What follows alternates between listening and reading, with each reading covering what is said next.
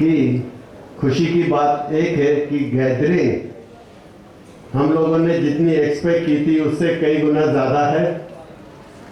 हमारे लिए खुशी की बात है, लेकिन दुख की बात यह है कि जूस थोड़ा कम हो गया है, उसके लिए मैं क्षमा चाहता हूँ। लेकिन ये प्रॉब्लम आगे चल के लंच के टाइम में नहीं होगा।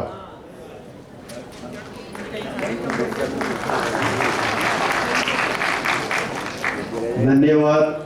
ये आपकी तालियां मुझे थोड़ी ताकत दे देती है और काम करने का मौका भी देती है कि जो जूस में जो कमी महसूस हुई है वो लंच में महसूस नहीं होगी। ये मैं आप सबसे वादा करता हूँ। कैसा लगा तुम? और लास्ट में आप सबको ये भी बताया जाएगा कि आपने जो जूस पिया उसमें क्या था, इसको हम क्यों अमृत कहते हैं वो भी बताया जाएगा। आप जो लंच करेंगे अलग अलग तरीके से आइटम्स हैं, अलग अलग तरीके के वांगियां हैं। कोई भी आइटम आग के ऊपर पकाई हुई नहीं है। जो हमारे श्री अतुल भाई ने आपको जैसे बताया कि हमें भोजन कैसा करना चाहिए, बिल्कुल वही श्री अतुल भाई जी के कहने और कथनी में कोई अंतर नहीं है। आपको खाना भी वैसा ही खिलाया जाएगा। और मैं आपको पक्का कहता हूं कि वो वांगियां आपको जरूर पसंद आएगी। और इतनी सारी वांगियां होगी, इतने सारे आइटम होंगे जो एक भी पका हुआ नहीं है, आग पे पका हुआ नहीं है। मैं इसको कच्चा नहीं कहूंगा, ये हम लोग इसको कहते हैं कुदरत का पकाया हुआ। धन्यवाद। मैं कच्चा इसलिए नहीं कहता हूं क्योंकि वहां पे आपको टमाटर भी खिलाया जाएगा। कच्चा टमाटर कौन से कलर का होता है?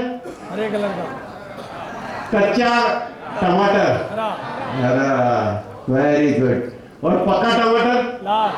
लाल। जब कुदरत ने हमें टमाटर पका के दिया है भाइयों बहनों, मैं जानना चाहूंगा उसके बाद हमें वो लाल टमाटर को पकाने की जरूरत है? एग्जैक्टली। और श्री अतुल भाई जी का कहा हुआ हम सभी मानते हैं और अपना स्वास्थ्य ठीक रखते हैं। और ये भी आपको पक्का कह रहा हूं कि जब अतुल भाई जी का लास्ट लंच के बाद जो तीसरा सेशन होगा, 3 सेशन सुनने के बाद आप सबको कंफर्म होगा कि मुझे आज के बाद कोई बीमार कर नहीं सकता जब तक मैं ना चाहूं। ये ओजस ग्रुप का सबसे वादा है। अगर आप बीमार होना नहीं चाहते, आपको कोई बीमार कर नहीं सकता। और मैं समझ रहा हूं सभी लोगों ने अपना स्थान ग्रहण कर लिया। और मैं बुलाना चाहूंगा हमारे श्री अतुल भाई जी को, ताकि आगे का सेकंड सेशन शुरू करें। और ऊपर में भोजन की भी व्यवस्था देख लेता हूं कि वापस दोबारा मुझे क्षमा मांगनी न पड़े। धन्यवाद, शुक्रिया। मैं बुलाना चाहूंगा श्री अतुल भाई जी को।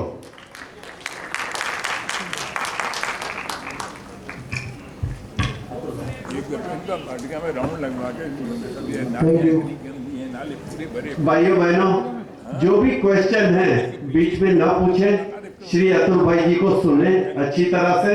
और आप सभी को मौका मिलेगा, आप सवाल करें और श्री अतुल भाई उनका जवाब देंगे। थोड़ा संयम बरतें। धन्यवाद श्री अतुल भाई जी। Thank you.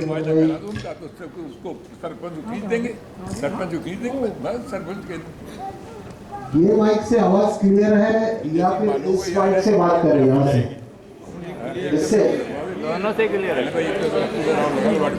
वो क्लियर है, वो एक जगह। Hello hello hello hello hello ठीक है।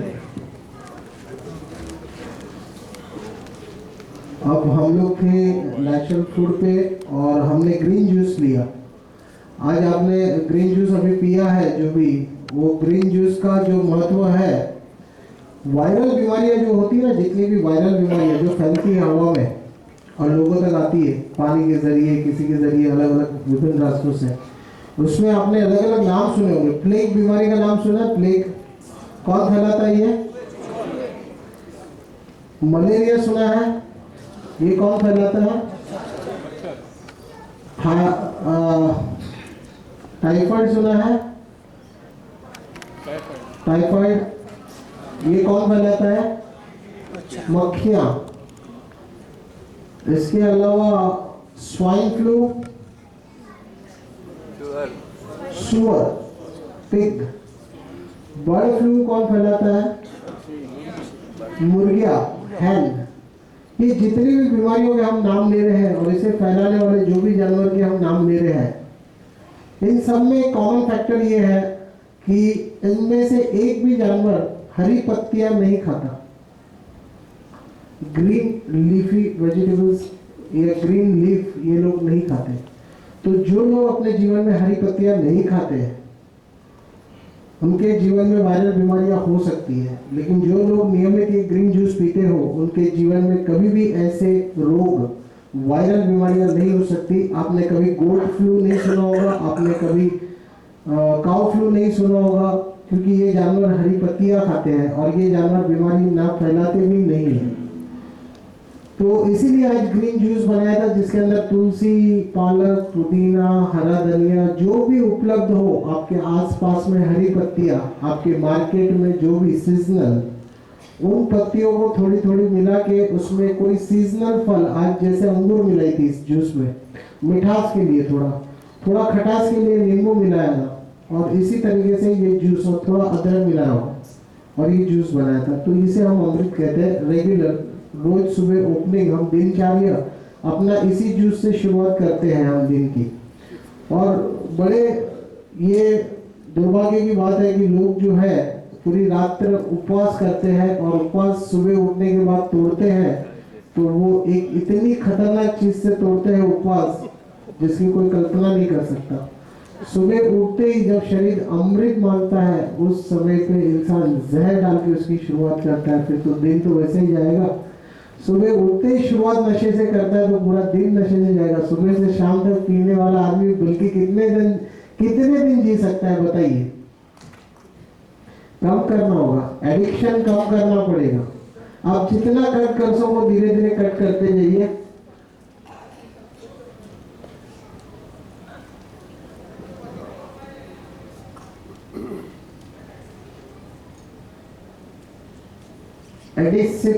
ये एक और विज्ञान है यहाँ पे जो हम शेयर कर रहे हैं। अकॉर्डिंग टू द डॉक्टर्स, हमारा विषय काफी अधूरा है अभी और थोड़ी रफ्तार के साथ हमको जाना होगा।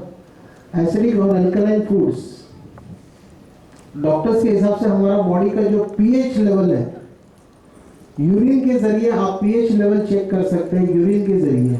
और अगर आप अपना पीएच लेवल चेक करें तो ये स्लाइटली टुवर्ड्स अल्कलाइन होना चाहिए, यानी 7.2 के लगभग होना चाहिए।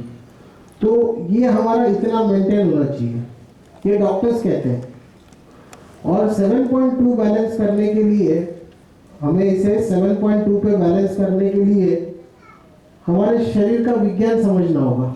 तो जब हम स्टडी कर रहे थे तो हमें पता चला कि हमारा बॉडी भी जो है एसिडिक और अल्कलाइन बना हुआ है। एसिडिक यानी अम्लीय कहेंगे, राइट? अम्लीय और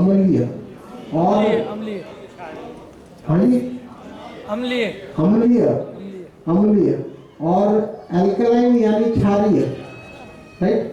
तो हमारा शरीर ऐसे दो भाग में बना हुआ है। और अगर इन दो भाग में अगर हम देखें कि इसका रेशियो क्या है, इसका प्रमाण क्या है, तो इसका प्रमाण जो है हमारा शरीर 80% जो है वो अल्कलाइन क्षारीय बना हुआ है और 20% एसिडिक बना हुआ है। तो इस तरीके से इस रेशियो में हमारा शरीर का डिजाइन हुआ है। जब भगवान ने हमें बनाया तो इसी रेशियो में बनाया था। यानी कि आप एक हिसाब लगाइए कि हमें जो शरीर में डालना है खाना पीना, ये भी 2 प्रकार का, और वो 2 प्रकार का जो खाना है उसमें एसिडिक और एल्कलाइन, यानी कि जितनी इस दुनिया में सब्जियां, फल फूल, पत्ते, सब्जियां हैं और पानी, ये सब कुछ एल्कलाइन में आता है। और एसिडिक में क्या आता है, तो जितना अनाज है, नट्स, ग्रेन्स, अनाज, धान्य, ये सब कुछ एसिडिक की कैटेगरी में आता है।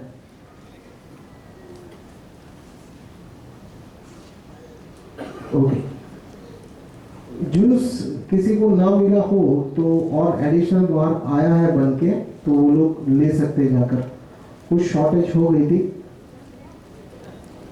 तो ये रेशियो में हमारा शरीर बना है। काफी लोग हैं जिनको नहीं मिला था, मतलब यहाँ पर भाई साहब थोड़े थोड़े करके जाए, प्रोग्राम चल रहा है, इतना भी याद रखें आप श्री अतुल भाई जी को मिस कर रहे हैं, थोड़ा थोड़ा करके जाएं। धन्यवाद श्री अतुल भाई जी।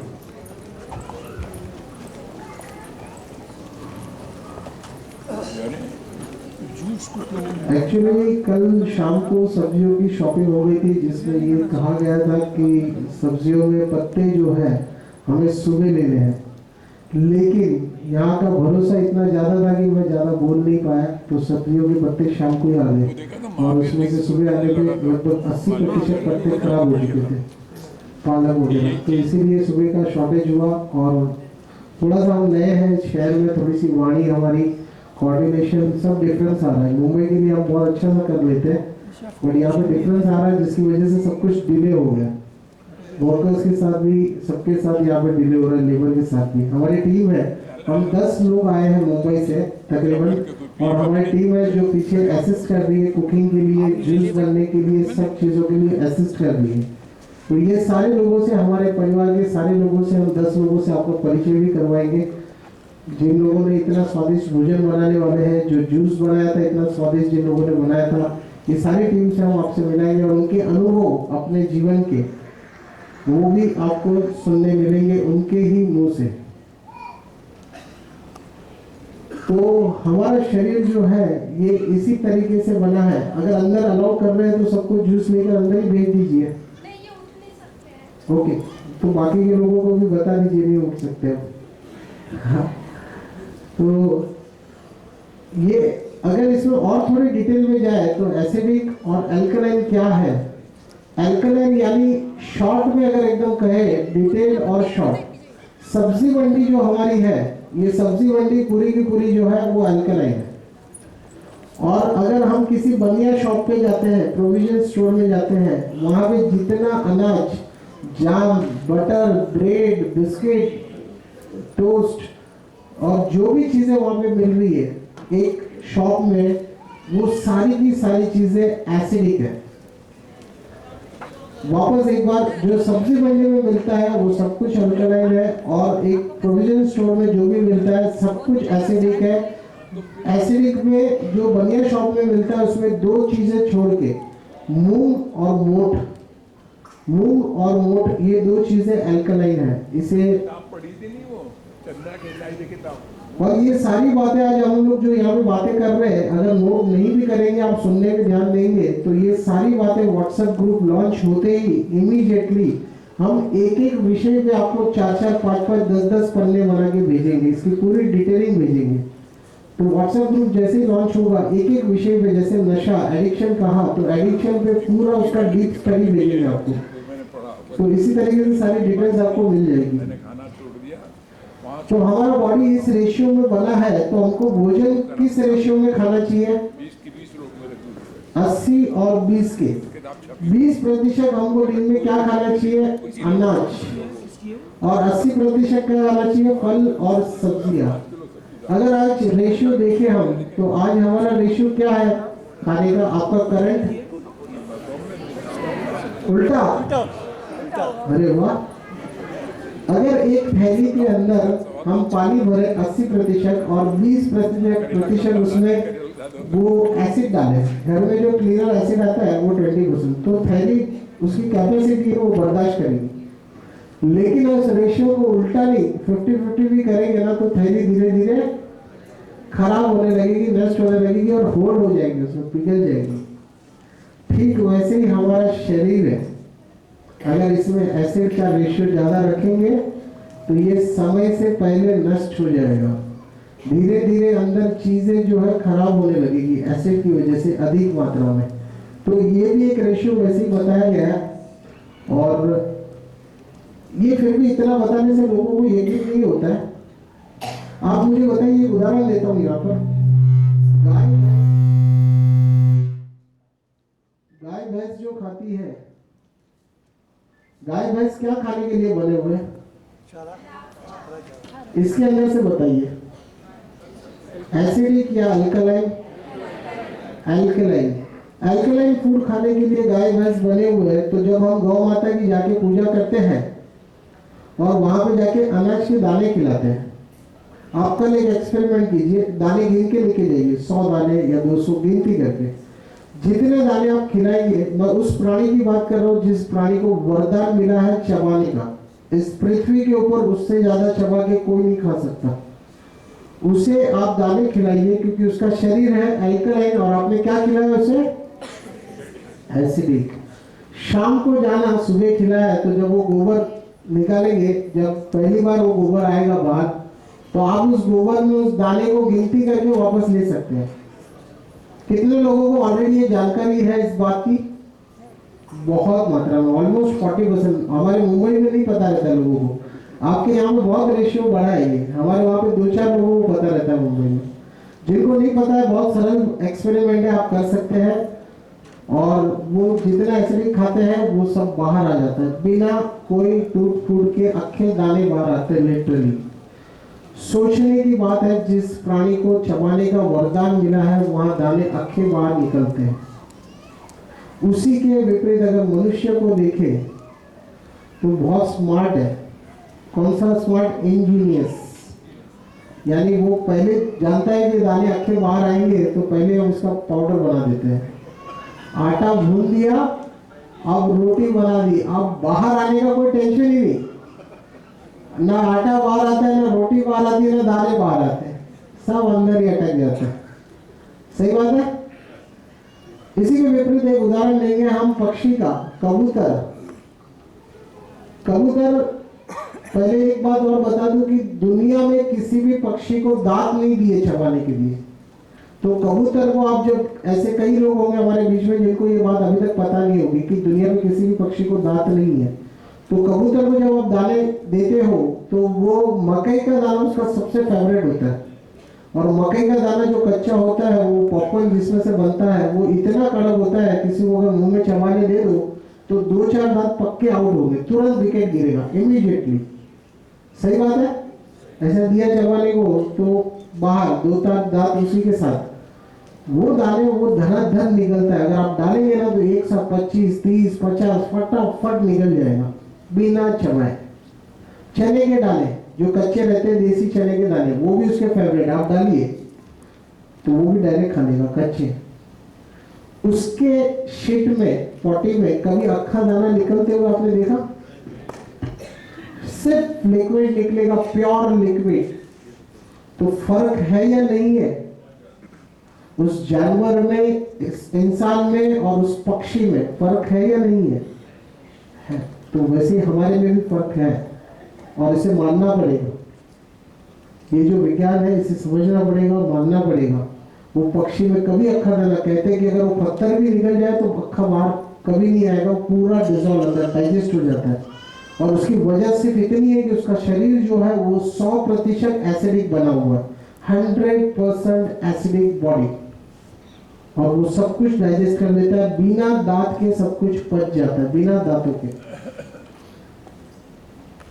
इसी के आगे इसमें डिटेलिंग्स है और भी चीजों की, लेकिन इसमें हम आपको व्हाट्सएप पे फॉरवर्ड करेंगे कुछ चीजें एसिडिक और अल्कलाइन के नाम और उसके लेवल्स। सेंसे संदीप देसाई, ये जो व्यक्ति है हमारे भारत देश के है और हमारे लिए बड़े गौरव के इंसान है, क्योंकि इन्होंने, इनका एक्सपीरियंस जो है 30 साल का martial arts, yoga and meditation, और इसके अलावा इनका टाई ची करके एक मार्शल आर्ट है, उसके अंदर उनको अभी रिसेंटली प्रधानमंत्री की तरफ से भी अवार्ड मिला हुआ है। और ये अक्षय कुमार और कुछ हमारे ऋतिक रोशन ऐसे सेलिब्रिटीज के बहुत सारे उनको प्रैक्टिसेस ये आर्ट्स के लिए, सारी चीज़ों के लिए ये उन्हें हेल्प आउट करते हैं हेल्थ के लिए। ये व्यक्ति के एक आर्टिकल है जो हम आपको ग्रुप लॉन्च होते ही भेज देंगे, लेकिन आप गूगल कर सकते हैं इनका नाम और एसिडिक और अल्कलाइन। ये व्यक्ति यही कहते हैं अपनी जिंदगी भर पूरी लाइफ से कि आपको एसिडिक और अल्कलाइन का बैलेंस रखते हुए ही खाना खाना चाहिए, और वो इसी सिस्टम का पालन करते हैं। 20% दिन में एसिडिक खाते हैं, 80% अल्कलाइन खाते हैं। तो आप इनसे भी चेक कर सकते हैं। वैसे भी आप जितने भी फिल्म स्टार्स देखेंगे दुनिया में, वो हमेशा हाफ कुक ही खाते हैं। 7 स्टार में भी जाएंगे तो आधा कच्चा आधा पका मिलेगा। दिन भर में सैलेड्स बहुत ज़्यादा खाते हैं, ग्रेन्स कम खाते हैं। अगर आयुर्वेद को लिया जाए तो आयुर्वेद का भी आपने सबसे पहला स्लोगन सुना होगा कि लंगम परम औषधम। कितने लोगों को जानकारी है लंगम परम औषधम? ये सबसे पहला स्लोगन है कि आयुर्वेद डॉक्टर के पास आप जाओ तो आपको सबसे पहले दवाई लिख दी जाती है, लेकिन ऐसा नहीं होना चाहिए था। बल्कि ये होना चाहिए था, उसे बताने चाहिए थे कि इसके सूत्र क्या है। और इसका सबसे पहला सूत्र है लंगम परम औषधम। उपवास सर्वश्रेष्ठ है। दुनिया की सबसे बेहतरीन दवाई अगर कोई है तो वो है उपवास करना, बराबर। दूसरा, हम रात में एक टाइम अनाज खाते हैं तो हमारा ये 20% का रेशियो बैलेंस हो जाता है। रात में दिन भर नेचुरल फूड खाते हैं जो सब एल्कलाइन होता है, और रात में एक टाइम सब्जी रोटी बढ़िया से खा लेते हैं तो 20% एसिडिक हो जाता है। तो आपने आयुर्वेद का एक दूसरा और स्लोगन सुना होगा, जो एक टाइम खाए वो योगी, जो 2 टाइम खाए वो, और जो 3 टाइम खाए वो। सब कुछ पता है यहाँ पे सभी लोगों को, मैं सिर्फ रिवाइज करने आया। सब महाज्ञानी है, मुझसे भी बहुत ज्ञानी लोग। Thank you. तो ये एक टाइम, आज पहले योगी जो थे ना, उनके लिए कोई काम नहीं होता था, उनको सिर्फ शिक्षा, मुंह से सारी डिटेल्स देनी है लोगों को, सब बातें बतानी है, सारी चीजें करनी है और दिन भर साधना करनी है। तो उनको एक टाइम का अनाज। और आज के जमाने में, पहले के जमाने में लोग खेती करते थे, परिश्रम करते थे। पहले का जमाना जो था वो अलग था। वहां पे लोग खेतों में काम करते थे, वहां पे पॉल्यूशन कम था। वहां का पॉल्यूशन कम था तो उसके सामने वहां का फूड भी हेल्दी था। और 3 टाइम वो अनाज खा के पचा लेते थे, क्योंकि हार्ड वर्क करते थे। उनकी कोशिकाएं इतनी टूटती थी कि उनको उतने प्रोटीन की जरूरत पड़ती थी। खेतों में काम करते थे, 3-3 लीटर रोज का पसीना बहाते थे। 3 लीटर 4 लीटर पसीना किससे कहते हैं? आज ये संभव है? आज हम बटन के युग में जी रहे, सब कुछ बटन। सभी लोग योगी बन गए, आज सब योगी बन गए, कोई काम नहीं रहा। लिफ्ट, पहला वाला भी जाना तो लिफ्ट, सड़क पे उतरते गाड़ियां, कहीं कोई काम नहीं रहा। तो आज सब योगी बन गए। तो हमारा आहार भी, जो इंसान ये सोचता है कि मेरे बुजुर्ग पचा लेते थे और मैं पचा लूंगा, वो गलत सोच रहे हैं। ये संभव ही नहीं है कि हमारे फोरफादर्स ने पचा लिया, मेरे दादा ने खा लिया, मेरे पापा ने खा लिया, लेकिन मैं नहीं पचा पाऊंगा। उनका मैन्युफैक्चरिंग, उनका जब का बना हुआ बांधकाम है, वो पुराना बांधकाम है, वो इतना स्ट्रॉन्ग, इतना मजबूत है कि वो आज भी खा के शायद पचा नहीं। मैं कम से कम मेरे डायरेक्ट में ऐसे 100 माँ बाप को आज भी जानता हूँ, मेरे ऊपर ही रहने वाले, मेरे ऊपर के फ्लोर पे रहने वाले। उनके माताजी जो है 86, पिताजी 90 इयर्स, अभी भी जीवित है। उनकी 6 संतान है। अभी मेरे ऊपर जो रहते थे वो लास्ट, यानी कि वो भी एक्सपायर हो गए। 5 पहले एक्सपायर हो चुके थे। सब kidney and heart problems due two diabetes, इसके साथ लगा हुआ सब कुछ। और जो छठा इंसान एक बचा था वो भी अभी एक्सपायर कर गया। मतलब 6 के 6 बच्चे एक्सपायर हो गए और माता पिता अभी भी जीवित है। ऐसे कम से कम 10 लोगों को जानता हूँ डायरेक्टली, जिनको अपने पिताजी ने किडनी दिए, डोनेट किए बच्चे को। 20 साल, 25 साल, 30 साल। तो पहले का बांधकाम अलग था, वो समय अलग था। उन्होंने जब पचाया, जो बांधकाम किया, वो समय अलग था, वो परिश्रम अलग था, वो पॉल्यूशन का लेवल्स अलग था। और आज अगर हम सोचेंगे कि वही लाइफस्टाइल हम उनको सुनते सुनते देखते देखते उसी पे हम स्वस्थ जी जाएंगे, तो ये संभव नहीं है। और सारे रोगों से मुक्त होना भी संभव है, तो आगे कैसे ये प्रैक्टिकल होगा, हम सब कुछ सारांश में अंत में बातें करने ही वाले। ऐसा नहीं है कि कोई भी बातें छूट जाएगी। भगवद गीता चैप्टर 9 श्लोक 26, इसमें बहुत स्पष्ट कहा गया है कि मुझे पत्र, पुष्प, फल और जल, ये 4 चीजों को आप एक बार दोबारा से पढ़िए। पत्र, पुष्प, फल और जल, इसमें सब्जी क्यों नहीं है? ये 4 चीजों को मैं बचा सकता हूं, इसमें सब्जी क्यों नहीं है? बताइए, कोई बता सकता है? पत्ते, हरी पत्तियां,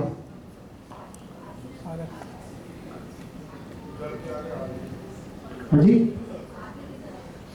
तब सब्जियां नहीं थी, आदि आदि है, एक्सेट्रा।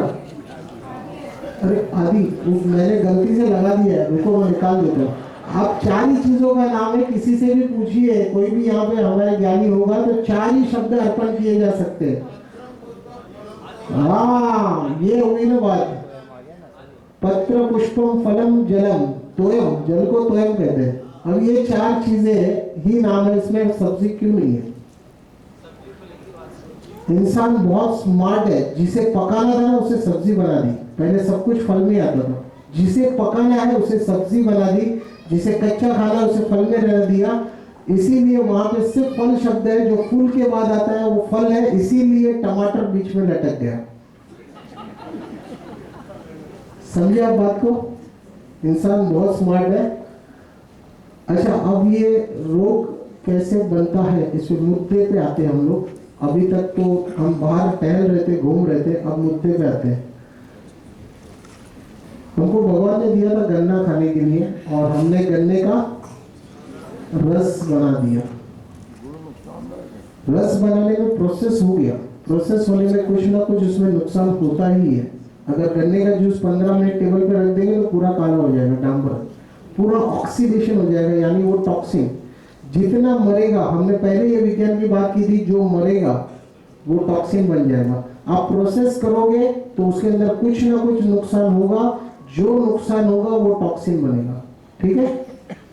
उसके बाद इंसान जो है मेहनत नहीं करना चाहता था, स्मार्ट था, तो उसने जूस बनवा लिया, लेकिन फिर बोला कि मुझे हर जगह में जूस उपलब्ध नहीं है, तो इंसान ने आग पे लगा के उसका गुड़ बना दिया। अब मैं कहीं पे भी इसे घुमा सकता हूँ। तो पहले 10% उसकी वैल्यूज कम हो गई थी, ये मानते हैं हम लोग, लेकिन अब गुड़ बनाने में 30% उसकी वैल्यूज कम हो गई।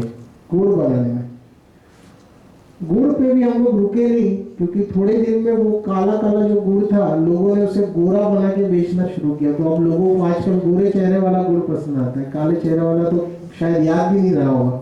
हमारे जो बुजुर्ग माता जी है, यहाँ पे सारे लोग हैं, वो उनको पता होगा कि पहले जो गुड़ था एकदम डार्क ब्राउन कलर या ब्लैक जैसे ही आता था। आजकल केमिकल वॉश करके उसे लगभग गोल्डन कलर बना दिया, येलो कलर। और वहां पे भी हम लोग रुके नहीं, जैगरी पे भी, तो हमने डायरेक्ट उसे शुगर बना दिया। उसके अंदर सल्फर जितना खतरनाक एसिड केमिकल्स मिला के उसे प्रोसेस करके आगे उसे प्योर वाइट बना दिया। और यहाँ पे जब हम पहुंचते हैं तो ये जहर के अलावा कुछ नहीं बचता यहाँ पे, ओनली पॉइजन, सिर्फ जहर। ये तो सबको पता है, शुगर तो लोग जहर कहते ही लोग। सुनने के बावजूद भी हमें विश्वास नहीं होता है, इसीलिए हम डब्बे में रख के उसका बिंदास इस्तेमाल करते हैं। लेकिन आज मैं आपको सारे सबूत देने जा रहा हूँ इस बात के, पुख्ता सबूत सारे। तो अब ये डेयरिंग आप मत करना शुगर खाने की। मीट ऑफ बैक्टीरिया, कीटाणुओं का डर, धोते जाओ धोते जाओ धोते जाओ। सोनू मम्मी को बोलो तुम्हारा साबुन स्लो है। सुना है आपने? आवाज आ रही है पीछे एंड में? ग्रेट। तो आपने ये एडवर्टाइज देखी होगी, कीटाणुओं का डर जो है दिन ब दिन बनाया जा रहा है। ये बाकायदे बनाया जा रहा है कि लोग जितना डरेंगे उतना ही बिस्लेरी वाटर पिएंगे, उतने ही साबुन बढ़िया लेंगे। साबुन से जमाना आगे बढ़ गया, सैनिटाइजर आ गया। मैं लोगों को देखता हूँ, लोग खाने से पहले ट्रेन में, फ्लाइट में हम लोग ट्रैवल करते हैं, फ्लाइट में तो फ्री में ऐसे डब्बे रखे जाते हैं कंपनी के एडवर्टाइज के लिए। बाहर हम काउंटर्स पे जब जाते हैं, वॉकिंग करते हैं हर जगह पे, तो इंसान कुछ नहीं कर रहा, खा पी नहीं रहा, फिर भी थोड़ा लेगा, बस ऐसे जैसे लगाता है जैसे मॉइस्चराइजिंग क्रीम लगा रहा है। अच्छा, खाने से पहले ये ऐसे कर लेते हैं, हाथ धोने की अब जरूरत नहीं रहती, आजकल नया जमाना आ गया है, तो हाथ धोते ही नहीं। अब फ्लाइट में भी बस ये सैनिटाइजर निकालते, एक बूंद लेते हैं, हाथ मलते हैं और खाना खा लेते हैं। अच्छा, वो लगाने से क्या होता है आप बताइए? सैनिटाइजर से क्या होता है? कीटाणु मर जाते हैं, परख चढ़ाते, अंदर दब जाएंगे। सैनिटाइजर दैट मींस वो मार देता है कीटाणु को मारने के लिए, राइट? एम आई राइट? वो मारने के लिए। अच्छा, मरने के बाद जब हम खाना खाएंगे तो उसकी डेड बॉडीज कहाँ जाएगी? कभी ऐसा सोचा आपने? कहाँ जाएगी? अंदर। डेड बॉडीज ज्यादा खतरनाक है या जिंदा? डेड बॉडीज हमने आगे देखा था, पूरा टॉक्सिक हो जाती है। सही बात है, एक जहर वो और एक उसे मारने वाला जहर, एक से भले दो, आने दो अंदर। तो इतना खतरनाक काम ना करे, पहले ये समझ ले कि कीटाणु इस दुनिया में क्यों भेजे गए। भगवान, ये सृष्टि के निर्माता जो है, कोई भी इंसान उसमें से मूर्ख नहीं है। जिसने इसका निर्माण किया वो बहुत बड़े इंसान है, और जिसने निर्माण किया वो सब कुछ जानते हैं, उससे कुछ भी छुपा हुआ नहीं है। तो उसने यहाँ पे कीटाणु भेजे हैं, तो हमसे पंगा लेने के लिए नहीं भेजे कि भाई इसको दिन भर परेशान करते रहना, ये इंसान है, इनकी दिन भर वाट लगाते रहना, ऐसा नहीं है। उसने हमारे सहयोग के लिए, हमारी हेल्प के लिए यहाँ पे कीटाणु भेजे हैं। इस दुनिया के सफाई कर्मचारी जिसे कहते हैं, जो कुदरत ने भेजे हैं, जो सृष्टि ने भेजे हैं, जो भगवान ने भेजे हैं, वो ये कीटाणु है। वो सिर्फ और सिर्फ इस दुनिया में सफाई करने आए और कुछ नहीं। जहां कूड़ा होगा वहां कीटाणु आएंगे और कहीं नहीं। आपने पहले ही देखा कि बॉडी जब विलीन होती है, तो विलीन करने का, पंच तत्वों में जब प्राण निकल गए, तो विलीन करने का काम कौन करता है? कौन करता है? कीटाणु। डिकम्पोज करने का काम कीटाणु करते हैं। सब्जियां आप हफ्ते भर घर पे लेके आओ, जब आपके उपयोग में नहीं है, बहुत दिन से बासी हो गई, उसके बाद क्या होता है? खराब हो जाती है, नरम, उसमें कीटाणु आ जाते हैं। उससे डिकम्पोज कौन करता है? कीटाणु। तो ये इनका रोल है इस दुनिया में, सफाई रखना, जो चीज जहां से आई है उसको वापस वहां भेज देना, सब चीजों को सजा के रखने का। घर में अगर मम्मी नहीं होगी सजाने के लिए, तो सब चीजें यहाँ की वहां, तो कोई तो सजाने वाला चाहिए ना, वापस जगह पे रखने वाला। तो वैसे यहाँ पे कीटाणु है, जितना यहाँ वहाँ पड़ा है उसको जगह पे सफाई करके जगह जगह पे भेजने का काम ये कीटाणु का। तो वो हमारी हेल्प के लिए आया, हमारे नुकसान के लिए नहीं आया, और उससे डरने की कोई जरूरत नहीं है, किसी भी प्रकार की जरूरत नहीं है। पूरी लाइफ में अपने 40 इयर्स की एज तक बिस्लरी वाटर पीता था, हमेशा ध्यान रखता था। जब से मिलना शुरू हुआ, पिछले 15 सालों से बिस्लरी मिलना शुरू हुआ मेरी आंखों के सामने, तब से हम वही पी रहे थे। सारे मिनरल वाटर, फिल्टर्ड वाटर, जैसे भी मिले, जो भी ब्रांड मिल जाए वही पीते थे। लेकिन जब से मुझे इस बात का ज्ञान हुआ, तब से मैंने पानी जो है सड़कों पे पीना शुरू कर दिया। मुझे जहाँ प्यास लगे बिस्लरी बॉटल में देखता हूँ, कोई ठहले वाला देखता हूँ, लाए भाई तेरा पानी का टाकी, और निकाल के पानी पी लेता हूँ। अब पानी से कोई डर नहीं लगता मुझे। तो पानी से कोई डरने की आवश्यकता भी नहीं है।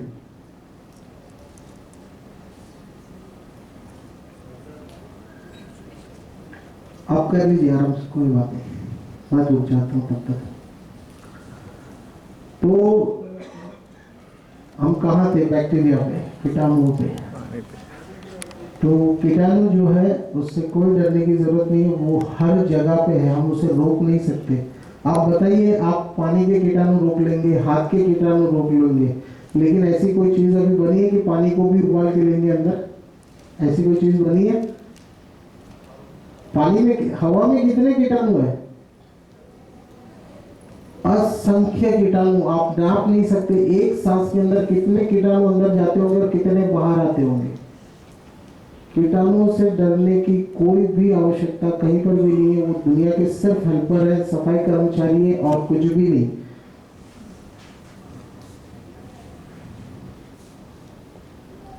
इसके अलावा जो है रोगों का कारण वायरल यानी कि जो कीटाणु बाहर से आते हैं, जो परजीवी कीटाणु हमारे शरीर के लिए जो वायरस है जिसे कहते हैं कीटाणु। बैक्टीरिया जो है वो अलग है, वायरस अलग है। बैक्टीरिया जो है हमारे शरीर में गोलियां अगर हम खाते हैं एंटीबायोटिक तो कीटाणु मरते हैं, हमारे बैक्टीरिया मरते हैं। लेकिन दुनिया का कोई भी वायरस किसी दवाई से नहीं मर सकता। ये अगर आपको भ्रम में जी रहे हो, जब भी बुखार आता है हम जाते हैं डॉक्टर के पास और डॉक्टर क्या करता है, ये बुखार में मेरे पास आया, मैं इसको कोई दवाई तो दे नहीं सकता, कोई दवाई नहीं होती बुखार के लिए। तो अब करना क्या है, क्योंकि वो वायरल है तो कोई दवाई नहीं होती, क्योंकि वायरस को मारने वाली कोई दवाई नहीं बनी उसमें। तो भी वो हमको एंटीबायोटिक लिख के देते हैं। बच्चा आया है तो कुछ तो प्रसाद देना ही पड़ेगा, तो हमें लिख देते हैं। अगर हमारे बीच कोई डॉक्टर्स हो तो मैं क्षमा चाहता हूँ, बट ऐसा हो रहा है, बहुत बड़े लेवल पे हो रहा है। आप अपने डॉक्टर्स, अपने एरियाज, आप जिससे भी बात करना चाहें अपने डॉक्टर से पूछना जाकर कि क्या आपकी एंटीबायोटिक वायरस को मार सकती है या बैक्टीरिया को मारती है, आपको स्पष्ट जवाब मिल जाएगा। इसके अलावा जितना टॉक्सिन हम शरीर में जमा करते हैं, जहर धीरे धीरे धीरे धीरे मृत चीजें खा खा के हम जितना भी जहर जमा करते हैं शरीर में, ये सारे के सारे जहर जो है बॉडी के अंदर कहीं ना कहीं जमा हो रहा है टॉक्सिन के रूप में, और वहां पे वो ब्लॉकेज करता है। क्योंकि हमारा खून जो है ब्लड में वो मेंटेनेंस का सामान लेकर जाता है, तो अगर किसी भी ऑर्गन तक जाने में अगर बाधा आएगी और मेंटेनेंस का सामान वहां पे नहीं पहुंचेगा तो क्या होगा। अगर एक्टिवा खरीदी और उसका मेंटेनेंस नहीं करेंगे तो क्या होगा, सामान नहीं मिलेगा तो गाड़ी रुक जाएगी। वैसे हमारे ऑर्गन रुक जाते हैं मेंटेनेंस का सामान न पहुंचने पे। और ये सब जो दुनिया में बीमारियां हैं, 10,000 बीमारियों के नाम है। मैंने जब चेक किया 10,000 बीमारियों में से मात्र 200 ऐसी बीमारियां हैं जो ऑटो इम्यून में आती है। ऑटो इम्यून यानी हमारे शरीर के सफेद कण हमारे शरीर में नुकसान करना शुरू करते हैं, उसे ऑटो इम्यून डिजीज कहते हैं। वो 200 बीमारी सिर्फ उस लिस्ट में आती है। बाकी की जितनी भी बीमारियां हैं और 100-150 बीमारियां वायरल बीमारियां आती हैं। इसके अलावा 9,600-700 बीमारियां जो है वो सिर्फ और सिर्फ टॉक्सिन एक्यूमुलेशन के लिस्ट में आती है। आंखों की समस्या हो, चाहे कान की समस्या हो, चाहे डायबिटीज हो, चाहे ब्लड प्रेशर हो। डायबिटीज टाइप 2 जो है वो टॉक्सिन में आता है, और डायबिटीज टाइप 1 जो है वो ऑटो इम्यून में आता है। वो 2 जगह पे आती है। तो जितनी भी बीमारियों के नाम देखे वो सारे इसी लिस्ट में आते हैं। चाहे घुटनों का दर्द हो तो वहां पे क्या हुआ, तो ब्लड सर्कुलेशन रुक गया है। चाहे यहाँ पे दर्द हो तो ब्लड सर्कुलेशन रुका है। ये सारी इसी पैरामीटर्स में आते हैं। तो आज आप जो भी बीमारियां हैं, अलग अलग नाम अगर विभिन्न लेंगे कॉमन, तो 90% बीमारियां, 95% बीमारियां वो इसी क्षेत्र में, इसी कैटेगरी में आ जाएगी। तो इसके अब हमने देखा अभी तक में सारे कार्यक्रम में अगर सारांश किया जाए तो हमने देखा कि हम जहर कैसे उत्पन्न करते हैं, खाने पीने के अंदर जहर कैसे बनता है, टॉक्सिन कैसे बनते हैं, और वो कौन से मार्ग से हमारे अंदर आ रहे हैं। ये 2 चीजें आपने देखी, बराबर है, यहाँ तक क्लियर है। और यही टॉक्सिन जब शरीर में बहुत ज्यादा मात्रा में हो जाते हैं, जमा होते हैं, ब्लड सर्कुलेशन रोकते हैं तो रोग उत्पन्न करते हैं, बराबर। अब इससे आगे हम ये देखेंगे कि अब अगर शरीर में टॉक्सिन जमा हुए तो इसे निकालना कैसे है और आगे स्वस्थ कैसे जीना है, सभी रोगों से मुक्त होना कैसे संभव है। ये टॉक्सिन का और एक रास्ता है, लेकिन इसके तो पैकेट के ऊपर ही लिखा होता है कि ये जहर है। आदमी खुद अपनी मर्जी से खा रहा है जहर। हम उन जहर के बारे में ज्ञान दे रहे हैं जिसके बारे में लोगों को पता नहीं है। ये तो सबको पता है, और हम यहाँ पे किसी को कुछ करने को नहीं कहते। आदमी अपनी कीमत खुद आंक सकता है।